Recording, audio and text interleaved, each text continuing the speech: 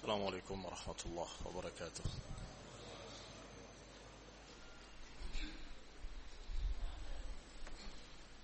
إن الحمد لله نحمده ونستعينه ونستغفره ونعوذ بالله من شرور أنفسنا ومن سيئات أعمالنا. من يهده الله فلا مضل له ومن يضلل فلا هادي له. وأشهد أن لا إله إلا الله وحده لا شريك له. وأشهد أن محمدا عبده ورسوله صلى الله عليه وعلى آله وأصحابه والتابعين وتابع التابعين ومن تبعهم بإحسان إلى يوم الدين. يا أيها الذين آمنوا اتقوا الله حق تقاته ولا تموتن إلا وأنتم مسلمون. يا أيها الناس اتقوا ربكم الذي خلقكم من نفس واحدة وخلق منها زوجها وبث منهما رجالا كثيرا ونساء واتقوا الله الذي تساءلون به والأرحام إن الله كان عليكم رقيبا. يا أيها الذين آمنوا اتقوا الله وقولوا قولا سديدا يصلح لكم أعمالكم ويغفر لكم ذنوبكم ومن يطع الله ورسوله فقد فاز فوزا عظيما. أما بعد فإن خير الحديث كتاب الله وخير الهدي هدي محمد صلى الله عليه وعلى آله وسلم وشر الأمور محدثاتها فإن كل محدثة بدعة وكل بدعة ضلالة وكل ضلالة في النار. Ikhwani fi din, a'azzakumullah, kaum muslimin yang saya hormati. Kita lanjutkan kajian kitab As-Sawarif 'anil Haq. Penghalang-penghalang dari kebenaran. Sawarif dari kata sarif, sesuatu yang menyimpangkan seseorang dari jalan yang hak.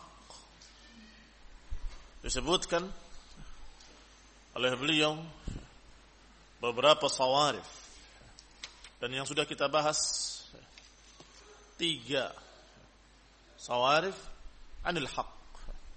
Yang pertama kebodohan, yang kedua meyakini bahwa hak itu sulit untuk dipahami atau sulit untuk diketahui, yang ketiga keyakinan seorang yang mubtil, keyakinan orang yang di atas kebatilan bahwa dia di atas kebenaran. Dia juga menghalangi dari al-haq. Sebab apa yang dia jalan dari kebatilan, dia yakini sebagai hak. Dan yang keempat yang masih kita baca adalah tafriq fi taharril haq. Kurang semangat dalam mencari kebenaran. Atau tafrid maknanya menyia-nyiakan, tidak mau berusaha untuk mencari kebenaran. Sudah dibahas sebagiannya sampai pada ucapan Ibnu Jauzi rahimahullah.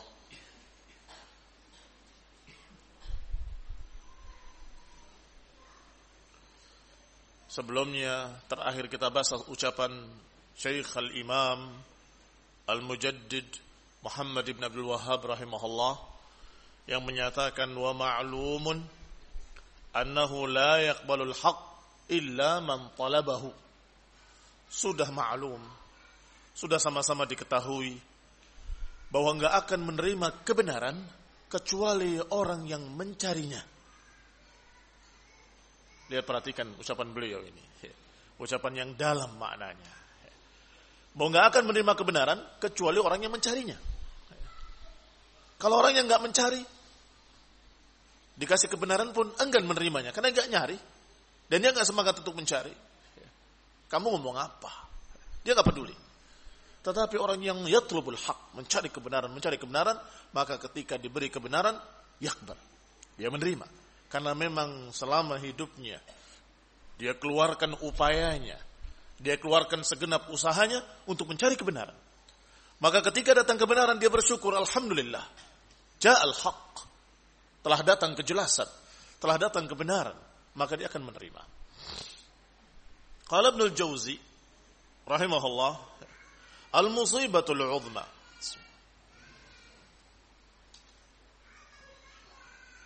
musibah besar adalah ridhal insan an nafsihi wa iqtina'ihi bi'ilmih. Musibah besar yang menimpa seseorang adalah keridhaan seseorang pada dirinya sendiri, merasa cukup, merasa puas dengan apa yang ada pada dirinya dari ilmu. Wa hadhihi mihnatun qad 'ammat akthar al-khalq. Ini adalah bencana yang sudah merata pada sekian banyak orang. Perasaan merasa cukup. Saya cukup mengerti ini saja. Cukup bagi saya. Ini bahaya. Ini fitnah, ini mihnah, dan ini barakallahu fikum musibah. Musibatun kubra. Musibah besar. Berapa ilmu kita dan seberapa yang sudah kita ketahui. Dan berapa sisanya yang belum kita ketahui. Para ulama menyatakan bahwa ilmu din ini al-bahr. La sahila lahu. Lautan yang enggak bertepi. Sebagian berkata bahwasanya ilmu din, ilmu agama ini ada 2 lembah. Satu lembahnya engkau arungi seumur hidupmu, enggak akan selesai. Bagaimana dengan lembah yang kedua? Maka ikhwan fillah azakumullah, orang yang merasa cukup dengan apa yang dia punya, ini berarti orang ini memiliki penyakit. Sudahlah, saya segini aja cukup. Ilmu saya sudah cukup. Masih ingat ketika kita mengkaji tentang usul atau ta'sil fi talabil ilm, prinsip-prinsip mencari ilmu. Dinukil di sana ucapan dari salaf bahwa seorang dikatakan alim madama yata'allam. Seorang dikatakan alim selama dia terus belajar. Kalau berhenti belajar, waqala, dan berkata, aku sudah cukup alim, maka hina idzin menjadi ajhalan nas. Hina idzin menjadi sebodoh-bodoh manusia. Ketika itu dia menjadi sebodoh-bodoh manusia. Jadi ketika dia terus belajar, dia dikatakan alim. Tapi ketika berhenti belajar dan berkata, aku sudah cukup, aku sudah alim, saat itu dia menjadi orang yang paling bodoh. Saat itu dia menjadi orang yang paling bodoh. Barakallahu fiikum. Kita lanjutkan ucapan Ibnul Jauzi rahimahullah. Qala, hadhihi mihnatun qad 'ammat aktsar al-khalq. Ini adalah bencana yang merata pada sekian banyak manusia. Fataral Yahudi, engkau lihat Yahudi atau Nasrani, yara annahu 'ala shawab. Mereka merasa bahwa diri mereka di atas kebenaran. Wala yabhath wala yanzur fi dalil nubuwwati nabiyina Muhammad sallallahu alaihi wa ala alihi wasallam. Sehingga mereka tidak mau mempelajari, enggak mau mencari dan melihat bukti-bukti kebenaran dan kenabian Nabi Muhammad sallallahu alaihi wa ala alihi wasallam. Wa idza sami'a ma yalinu qalbahu mithal al-Qur'an al-mu'jiz haraba li'alla yasma'. Kalau mendengar kalimat-kalimat yang membuat luluh hatinya seperti ayat-ayat Al-Qur'an yang diterangkan maknanya, kemudian dia merasa bahwa itu hak, itu sepertinya benar, lari. Harab li'alla yasma', lari dia agar tidak dengar. Lihat, barakallahu fikum. Wa kadzalika kulladzi hawa yuthbit alaih. Demikian pula segala macam kelompok-kelompok sesat di atas hawa nafsu. Mereka dalam keadaan tetap kokoh di atas kesesatannya dan tidak mau mempelajari kebenaran yang ada pada Quran dan Sunnah. Mereka selalu berkata, pokoknya ini madhab saya. Pokoknya ini keyakinan saya. Pokoknya saya nggak akan berubah selama-lamanya. Padahal seharusnya kalau ada kebenaran, aku ikut. Harusnya ucapan idza sahhal hadits fahuwa madhhabi. Sebagaimana ucapan para a'immah, para imam-imam ahlus sunnah menyatakan kalau ada kebenaran, ada hadis sahih, maka itu madhabku. Kalau ucapanku bertentangan dengan hadis sahih, ketahuilah bahwa aku rujuk, aku cabut ucapanku dan aku berpegang dengan hadis yang sahih. Sebagaimana ucapan Imam Syafi'i rahimahullah. Kalau kau lihat ucapanku bertentangan dengan hadis yang sahih, lemparkan ucapanku ke dinding. Dan aku rujuk hidupku dan matiku. Artinya kalaupun sudah wafat, ada ucapanku bertentangan dengan hadis sahih, jangan ambil ucapanku, ambil hadis sahih. Artinya dia selalu mengajarkan pilih al-haq, pilih al-haq, pilih al-haq. Kalahkan ucapanku kalau memang bertentangan dengan al-haq yang ada pada Quran dan Sunnah. Demikian para imam-imam mengajarkan agar lebih mementingkan kebenaran. Adapun ahlul dhalal, mereka taklid buta. Mereka muta'assib. Pokoknya apa kata fulan. Atau dia menyatakan dengan kalimat saya tidak akan berubah. Ini madhab saya sampai mati. Pokoknya mati hidupku bersama fulan. Ini barakallahu fikum. Orang yang menutupi dirinya. Tidak mau menerima kebenaran. Menutupi dirinya. Tidak mau mencari kebenaran. Dan merasa yakin apa yang ada pada dirinya adalah hak. Wa kadzalika kullu dhi hawan. Demikian pula setiap dhi hawa. Mungkin ada yang tanya, sepertinya ahlu sunnah begitu juga Ustaz, enggak mau mendengarkan ucapan orang lain, pokoknya saya di atas ini, peduli.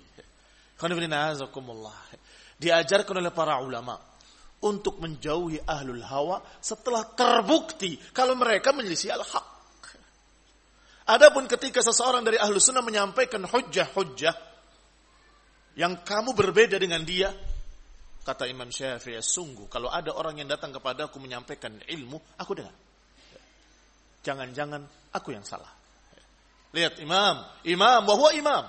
Dan dia sebagai imam, alim. Tetapi ada orang biasa menyampaikan, bukankah ada ayat, bukankah ada hadis itu? Didengarkan. Kalau aku yang salah, kata Imam Syafi'i. Kalau ternyata dia yang benar, diterima. Kalau ternyata dia yang salah, dia akan katakan bahwasannya yang benar seperti ini. Barakallahu fikum. Sehingga para ulama sepanjang masa juga demikian.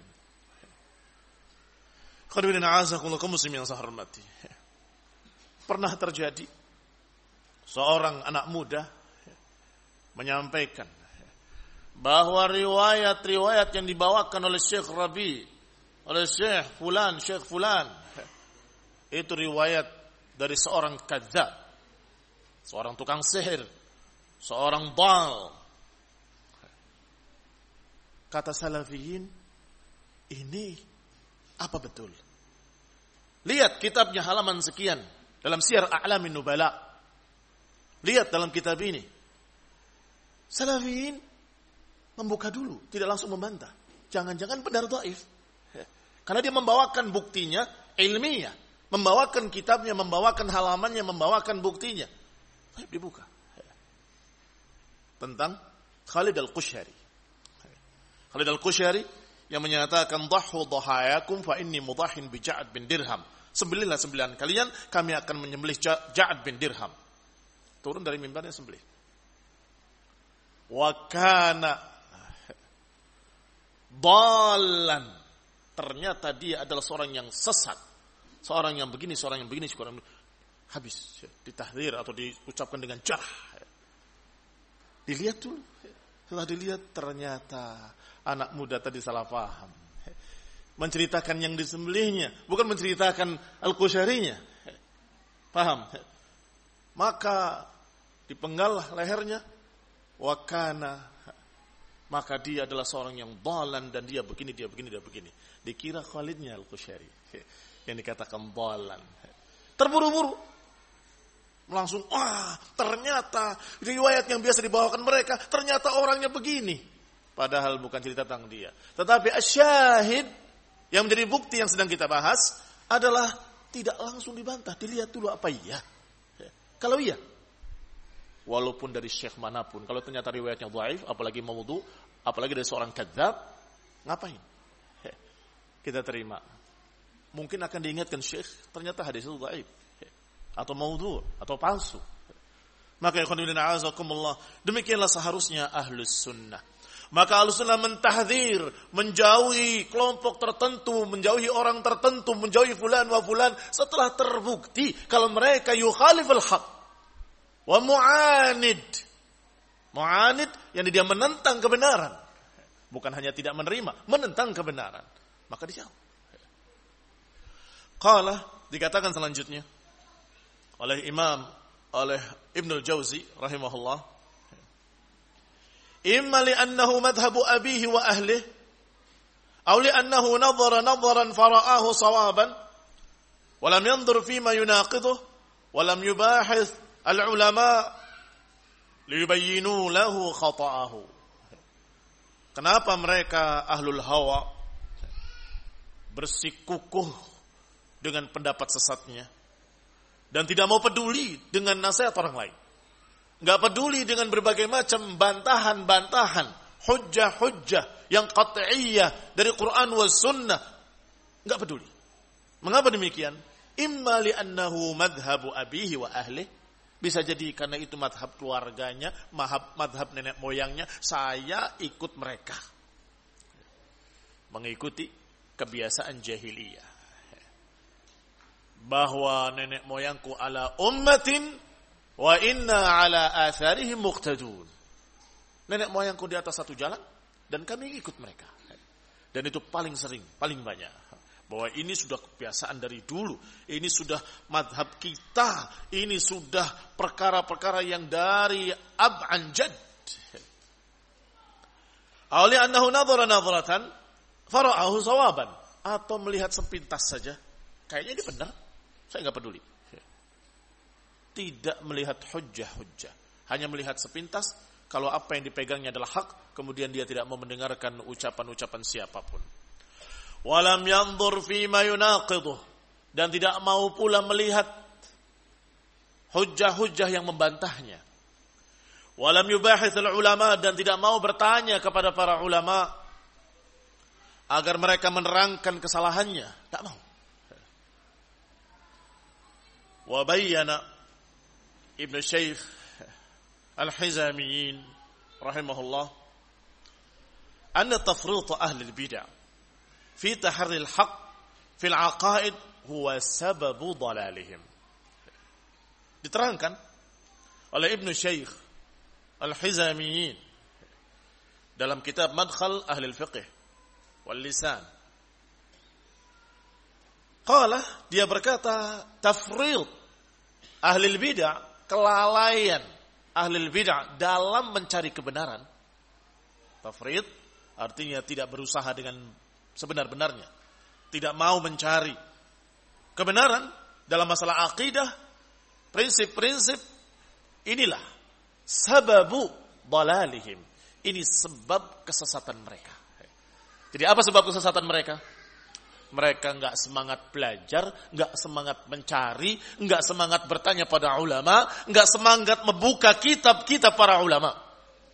Tidak ada tahari al-haq, enggak ada upaya mencari kebenaran. Pokoknya taklid, pokoknya ta'assub, pokoknya di atas apa yang ada pada nenek moyangnya dia ikut. Qala wa innama hujiba aktsaru man hujib, sungguh kebanyakan orang yang terhijabi, terhalangi dari haqa'iq ilmi tauhid. Sesungguhnya kebanyakan orang yang terhalangi dari hakikat ilmu tauhid. Wa in kanu alimin bis sunnah, walaupun mereka sesungguhnya mengetahui sunnah, wa tafasiliha, dan rincian-rinciannya, li'annahum yatlubuna minas sunnati ma'rifatal ahkam wa himamihim qasiratun an talabis sunnah li ma'rifati haqa'iqil iman. Lihat kata beliau, kebanyakan mereka yang terhalang dari tauhid adalah mereka-mereka yang walaupun tahu ilmu sunnah, mempelajari hadis-hadis, tapi mereka mempelajari hadis-hadis hanya berbicara tentang masalah fikihnya, bagaimana cara ibadah dan cara salat, tetapi tidak mau mencari dari sunnah prinsip-prinsip akidah yang ada dalam sunnah, tidak mencari haqa'iqil iman, tidak mencari hakikat-hakikat keimanan. Walau talabuhu ma'al masyiah la adrakuh. Kalau saja mereka mau mencari, niscaya mereka akan mendapatkan. La adrakuh, akan mendapatkan kalau saja mencari. Tapi sayangnya tidak mencari. Cukup dengan apa yang sudah didengar dari kiainya, dari tokohnya, dari madhabnya. Sehingga akidah saya ini. Mau apa? Ini prinsip akidah saya adalah Asy'ariyah, Maturidiyah. Belajar kitab An-Nawawi rahimahullah, Majmu' Syarah Muhadzab sekian puluh jilid. Belajar dia kitab Ibnu Hajar, hadis-hadis, Bulughul Maram dan syarah-syarahnya. Dibaca di kitab tersebut atau di ma'had mereka dibaca. Tapi tidak berpikir, bukankah akidah juga bersumber dari hadis? Kenapa enggak cari hadis-hadisnya? Enggak pernah cari hadis-hadis yang membahas akidah, usul, prinsip-prinsip. Sehingga bicara masalah fikih rinci, ketika bicara masalah akidah pokoknya. Ini yang terjadi di mana-mana, bukan hanya di Indonesia. Bahkan di sini diucapkan oleh bukan orang sini, orang yang melihat kenyataan di negeri mereka. Dalam kitab Madkhal Ahlil Fiqh wal Lisan fi Maidanil Mahabbati wal Irfan, menyatakan bahwa mereka yang terhalang untuk memahami tauhid karena mereka tidak mencari. Kalau saja mau mencari, niscaya mereka akan mendapatkannya. Madhab kami Syafi'i, akidah kami Asy'ari. Loh kenapa? Enggak akidahnya Imam Syafi'i? Aneh toh? Mazhab kami Syafi'i. Kenapa enggak akidahnya bertanya pada Imam Syafi'i? Imam Syafi'i rahimahullah memiliki kitab-kitab dan tulisan-tulisan masalah akidah, masalah prinsip-prinsip sunnah. Belajar. Kenapa kok dari ini ambil dari sana, ini ambil dari sini?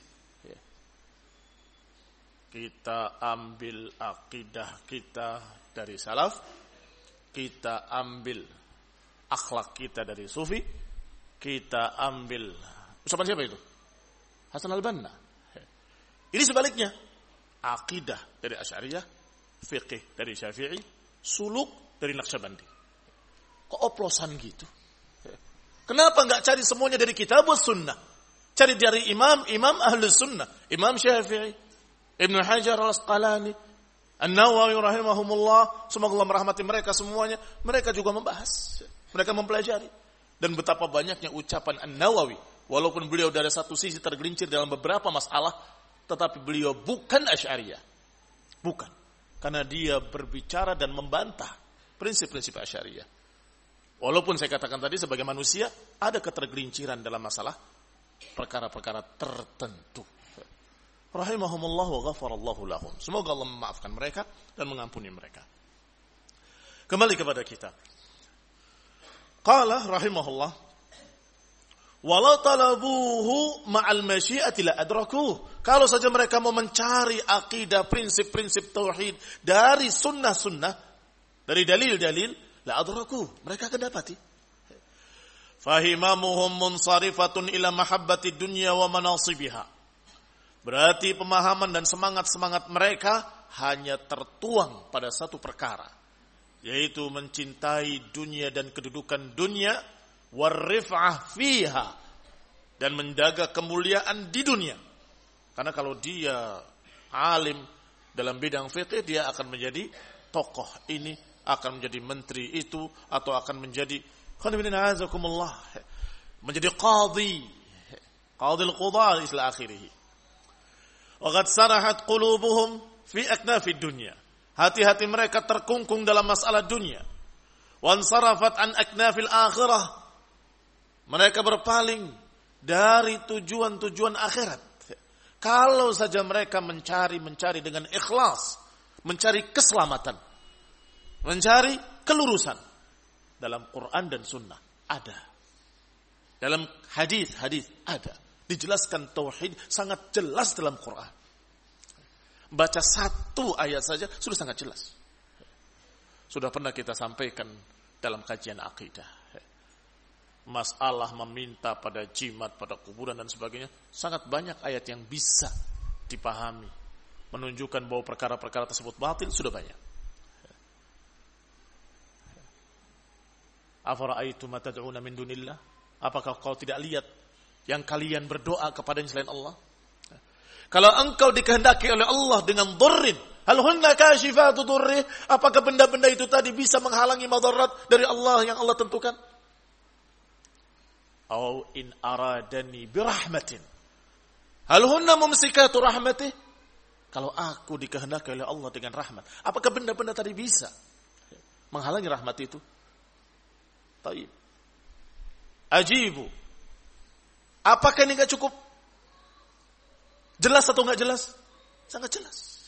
Bahwa enggak ada benda-benda yang bisa menghalangi takdir-takdir Allah, ketentuan-ketentuan Allah. Maka kebaikan dan keburukan, takdir baik, takdir buruk, musibah ataupun sebaliknya rahmah, semuanya dengan ketentuan Allah. Maka tad'un, berdoa pada Allah Subhanahu wa taala. Demikian pula kalimat ud'uni astajib lakum. Mintalah kepada aku akan kabulkan. Kenapa harus minta kepada fulan wa fulan? Kenapa harus datang ke kuburan?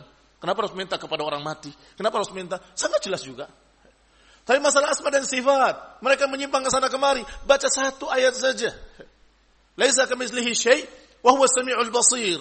Sudah cukup.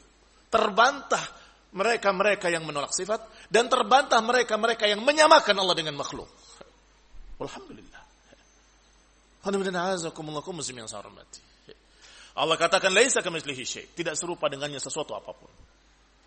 Maka orang tadi selamat tidak menyamakan Allah dengan makhluk. Tetapi Allah katakan wa huwa as-sami'ul basir, dan dia Maha mendengar, Maha melihat. Tetap disifati dengan sifat sami' al-basir. Apa maknanya ini ayat ini? Semua tafsir para ulama menyatakan bahwasanya makna mendengar dan melihat tidak sama dengan mendengar melihatnya makhluk. Ya Pak ya? Semua tafsirnya seperti itu. La khilafa fi.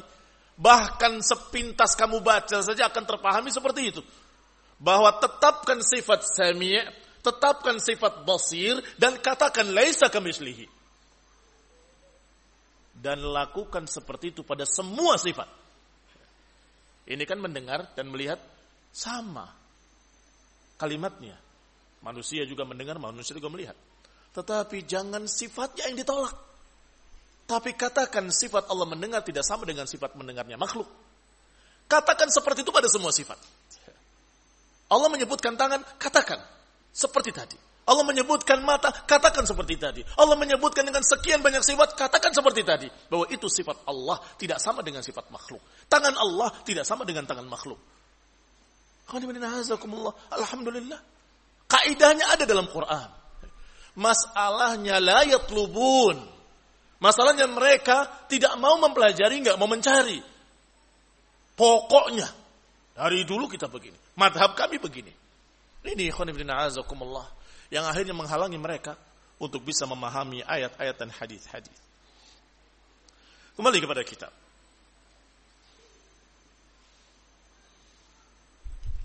Wa hujibat an syuhudil ma'rifah wa dhauqil mahabbah.